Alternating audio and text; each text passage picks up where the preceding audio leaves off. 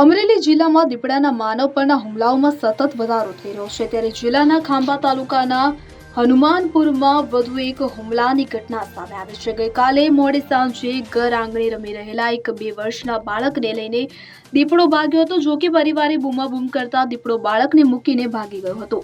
બાળકને માથાના ભાગે ગંભીર ઈજાઓ પહોંચતા સારવાર અર્થે ખસેડવામાં આવ્યો। મળતી માહિતી અનુસાર ખાંભા તાલુકાના હનુમાનપુર ગામની સીમા રમણીકભાઈ વોડાની વાડીમાં ભાગ્યા ત્યારે રહેતા પરેશભાઈના પરિવારના સભ્યો વાડીમાં હાજર હતા। દરમિયાન બાજરીના પાકમાંથી અચાનક દીપડો બહાર આવ્યો હતો।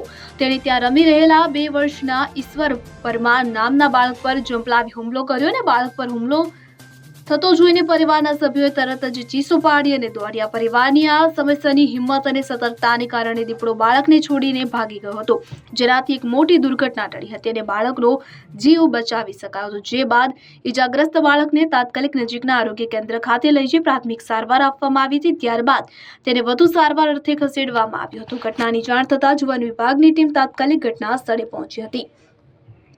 વન વિભાગ દ્વારા પાંજરા ગોઠવી દીપડાને પાંજરે પૂરવા માટે અલગ અલગ ટીમો રચી સર્ચ કામગીરી શરૂ કરવામાં આવી છે। સાથે જ ગામ અને આસપાસના વિસ્તારોમાં પેટ્રોલિંગ પણ વધારવામાં આવ્યું છે।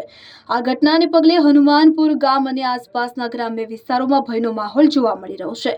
ખાંભા તુલસીશ્યામ રેન્જ વિભાગે ખેડૂતો અને ગ્રામજનોને રાત્રિના સમયે ખાસ સાવચેત રહેવા, બાળકોને એકલા બહાર ન મૂકવાની, કોઈ પણ વન્ય પ્રાણીની શંકાસ્પદ હલચલ જણાય તો તાત્કાલિક વન વિભાગને જાણ કરવા અપીલ કરી છે। મેહુલ ત્રિવેદી સાથે CN24 ન્યૂઝ અમરેલી। હવે જુઓ દેશ દુનિયાની તમામ ખબરો તમારી આંગળીના ટેરવે।